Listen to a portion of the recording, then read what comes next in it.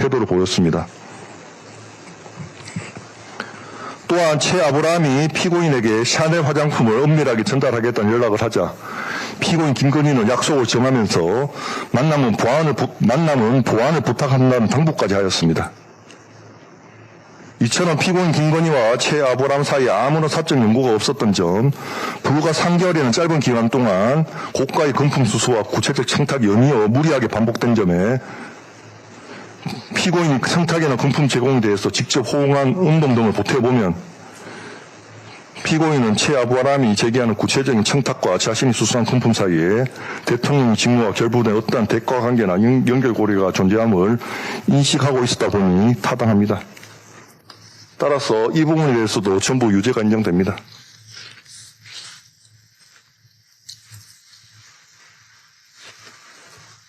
다음으로 피고인 서성빈의 주장에 대해 살펴보겠습니다.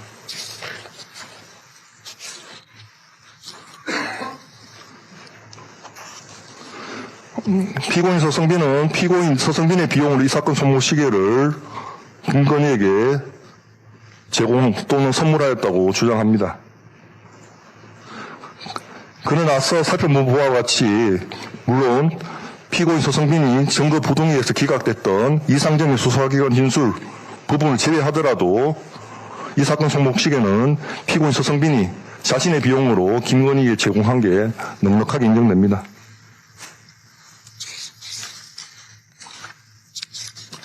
청탁금지법 8조 5항의 위반 여부에 대해서 살펴보겠습니다.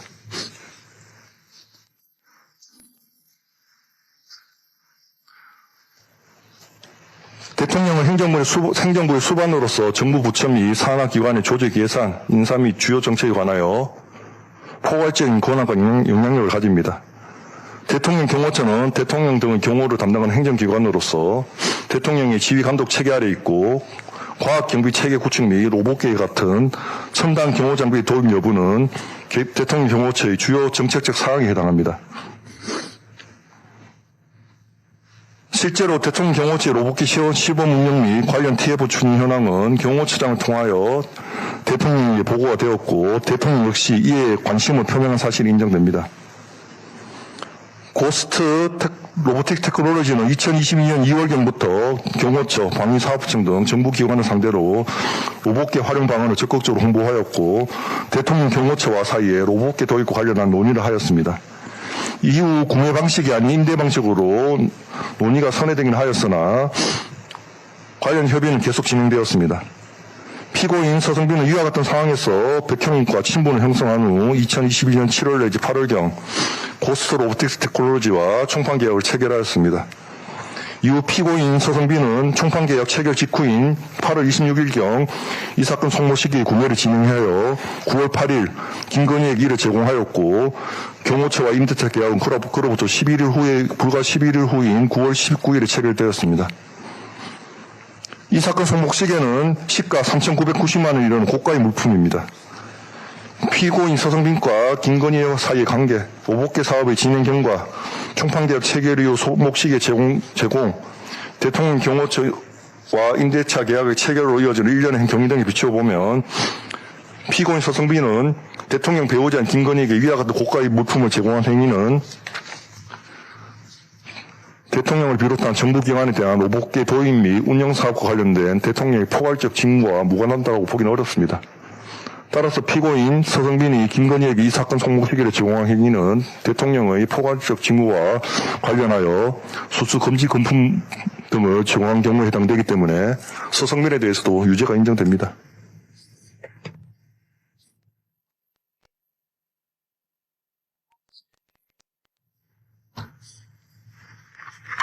나머지 피고인도 보강점을 다 종합하면 모두 유죄가 인정되고요. 따라서 피고인들 모두에 대해서 전부 유죄가 인정됩니다. 양형에 대해서 보겠습니다.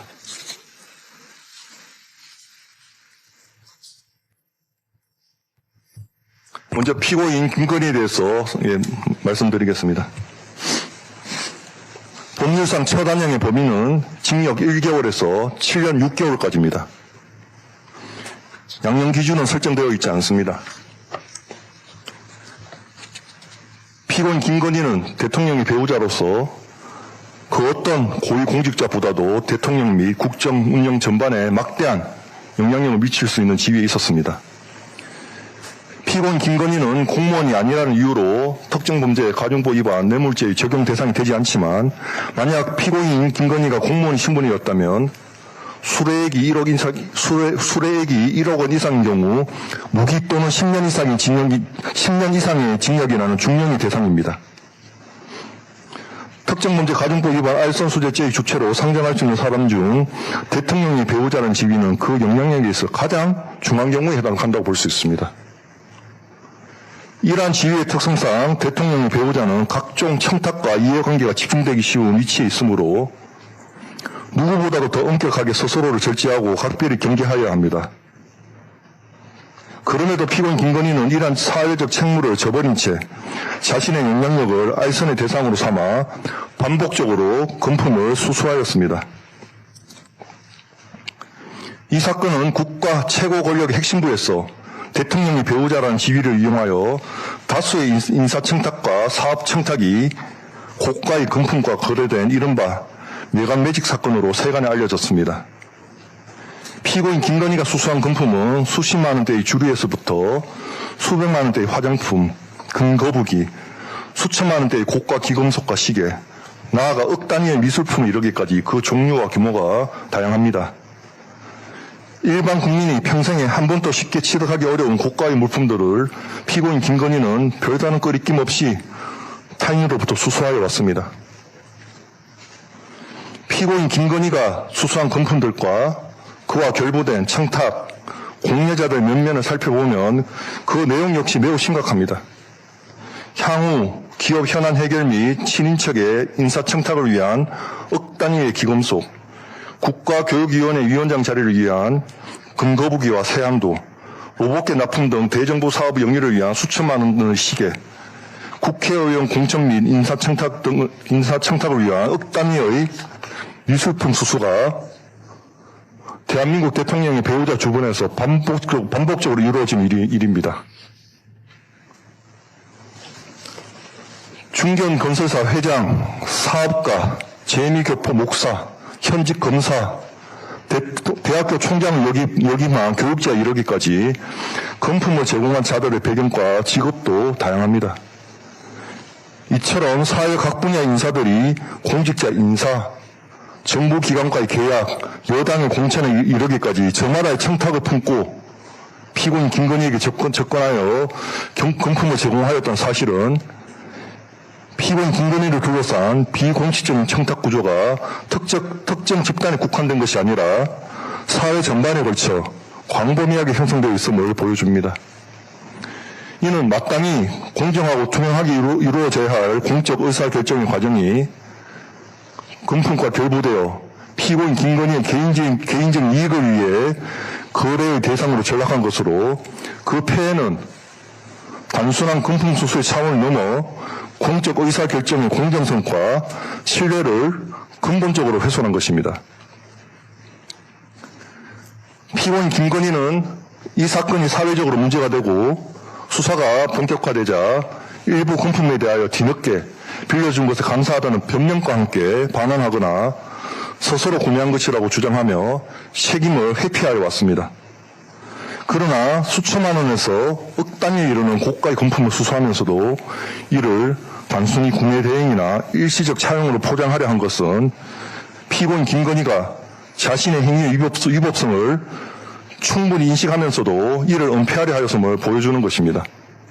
특히 방크리프 앤 앞의 목걸이와 관련하여 피고인 김건희는 수사가 본격화되자 진품을 공여자에게 반환하였는데 동일한 모델의 가품이 특별검사의 압수수색 과정에서 피고인 오빠의 장모 주거지에서 은닉된 채 발견되었습니다.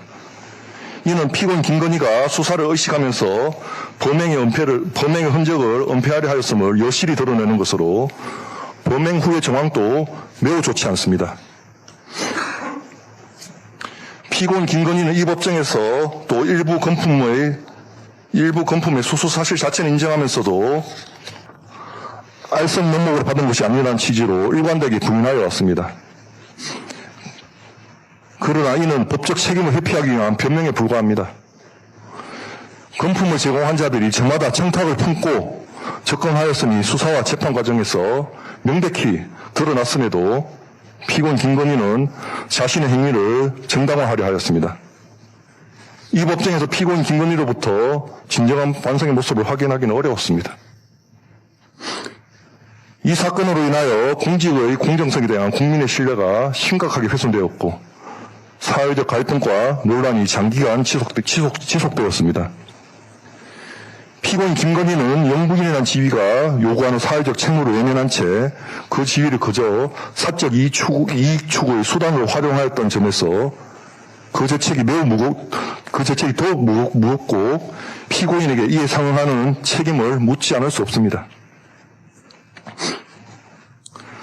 피고인 이 사건 기금속을 이봉관에게 반환한 점, 2020년 5월 12일 이봉관을 피공탁자로 그라프 귀걸이 상당 금액인 2,210만 원을 공탁한 점, 2020년 5월 11일 서성빈에게 이 사건 손목 시기에 대금 명목으로 2,870여만 원을 이체한 점이 있긴 합니다. 그러나 이러한 반환 경위나 반환 시기, 공탁 시기 등에 비춰보면 유리한 정상으로 고려하지 않습니다. 이러한 사정들을 비롯하여 피고인 연령, 지위, 성형, 환경, 범행의 동기, 수단과 결과 등 여러 양형 조건을 두루 참작해서 형을 정하였습니다. 피고인 이봉관에 대한 양형에 대해서 설명하겠습니다. 법률상 처단형의 범위는 특검법상 필요적 감경 사유가 있어서 징역 1개월에서 1년 6개월 사이입니다. 양형 기준은 설정되어 있지 않습니다. 피고인은 자신이 대표이사로 있는 서희건설의 법인자금을 접대비 명목으로 허위 회계 처리한 후 이를 유용하여 고가인 2,210만 원 상당 이 사건 귀걸이를 구매하여 대통령이 배우자에게 교부하였습니다. 이는 최고의 권력의 핵심과 연결되는 친분을 매개로 기업의 사적 이익을 도모하거나 친인척에 대한 조력을 얻으려 한 부정한 동기에서 비롯된 것으로 우리 사회가 추구하는 공정성과 청렴성에 미치는 부정적 파급 효과와 위험성이 대단히 크고 그 죄책이 무겁습니다. 특히 피고인은 대통령 당선 직후 시점부터 취임 이후에 이르기까지 지속적 반복적으로 고가의 기금속을 교부해왔는 바 비록 대통령 취임 이전의 행위들이 이 부분 공소사실에 직접 포함되지는 않았다 하더라도 이러한 전반적인 교부의 경위와 범행 형태에 비춰볼 때 비난 가능성이 큽니다. 나아가 주주와 회사 전체에 대한 성관주의 의무를 부담하는 자가 법인 자금을 사적 청탁의 수단으로 유용하여 기업의 공정한 경영 윤리를 저해하였다는 점에서도 그러합니다. 다만 피고인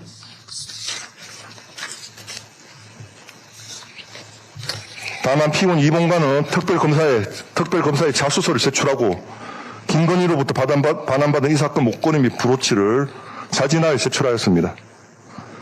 은밀하게 이루어지는 권력형 알선수재 범죄의 특성상 비록 특검법 도입 이후라 하더라도 피고인이 이와 같은 자발적인 인정과 증거 제출이 없었다면 이 부분 공소사실이 은폐되었을 가능성도 있습니다.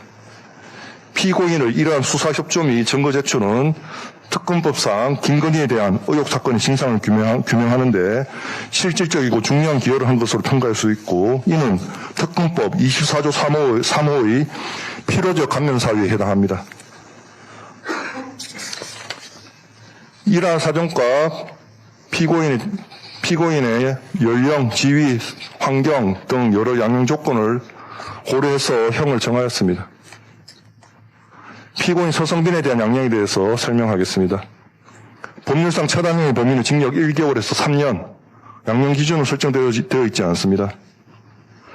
이 부분 범행은 피고인 서성빈이 고위공직자인 대통령 배우자에게 일회 수수 금지 한도를 수십 배 초과하는 3,990만 원 상당의 고가의 손목시계를 제공한 것입니다. 피고인은 최고위 공직자의 배우자란 지위 및 그와의 사적 친분관계를 매개로 향후 자신의 사업 등에 유무용의 조력을 받거나 이를 대외적으로 가시하려는 부정한 동기와 목적하에 범행에 이른 것으로 보이는 바 이러한 행위는 공직수행의 청렴성을 확보하고자 하는 청탁금지법의 입법 취지를 심각하게 훼손하고 우리 사회의 공정성에 대한 국민의 신뢰를 무너뜨리는 것으로 그 죄책이 무겁고 비난 가능성이 큽니다. 그럼에도 피고인 서성빈은 관련자들의 진술에 비추어 볼 때 책임을 면하기 위한 사후적 변명에 불과한 국내 대행 주장을 하면서 범행을 완강히 부인하고 있고, 나아가 수사기관이 조사를 앞둔 시점에 휴대전화기를 분실한 경위도 쉽사리 납득하기 어려워 범행 후의 정황도 좋지 않습니다. 다만 드롬동과 대통령 경호처 사이 임대차 계약으로 인하여 직접적인 경제적 이득을 취득하였다고 볼 만한 자료가 없는 점, 벌금형 전과 2번 있는 점은 유리한 정상으로 참작합니다. 이러한 여러 양형 조건을 종합해서 피고인에 대한 형을 정하였습니다. 최 아브라함에 대해서 봅니다. 최 아브라함에 대해서는 벌금형을 선택했고, 최 아브라함 역시 필요적 감면 사유가 있기 때문에 법률상 최단의 범위가 벌금 25,000원에서 1,500만 원 사이입니다. 양형 기준은 설정되어 있지 않습니다. 이 사건 범행은 피고인이 대통령 배우자에게 고가의 디올 가방, 향수, 화장품 등 청탁금지법상 허용 범위를 초과하는 금품을 제공한 사안으로서 그 제공 과정과 관련 대화 내용이 영상 형태로 공개됨에 따라 대통령 배우자와 외부인 사이의 금품 수수 관계가 사회적으로 드러나 큰 논란을 야기하였습니다. 다만 이 사건은 피고인이 수사기관에서 이 법정에 이르기까지 디올 가방의 제공이 언더커버 형식의 잠입 취재 또는 공익적 문제 제기를 위한 목적이 포함된 행위라고 주장하였다는 점에서 다른 사건과는 일반적인 청탁금지법 위반 사건과는 다소 다른 특성이 있습니다. 그러나 이 사건에서 드러난 금품 수수 교류 관계는 존재하지 않은 사실을 허위로 구성하거나 만들어내는 것이 아니라 실제로 이루어진 금품 제공과 대화 및 접촉을 기초로 한 것입니다. 피고인은 단순히 상대방의 반응을 관찰하거나 이를 기록하는 데 그치지 않고 금품 제공과 병행하여 상대방에게 현안이나 관심사항을 언급하며 일정한 요청을 전달하는 등 의사표시를 함께한 것으로 보입니다. 또한 피고인은 주변인에게 김건희와 주고받은 카카오톡 메시지를 보여주며 친분을 드러내기도 하였습니다.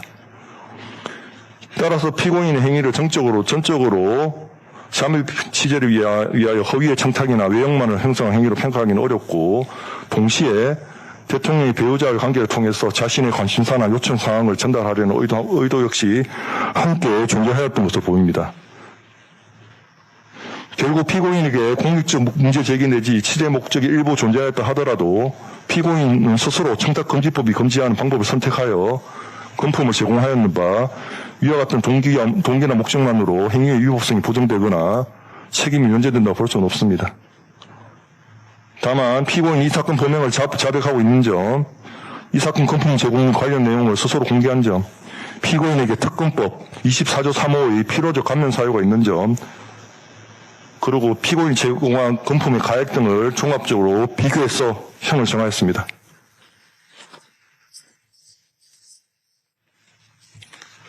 자, 판결 선고하겠습니다. 피고인은 모두 일어나십시오.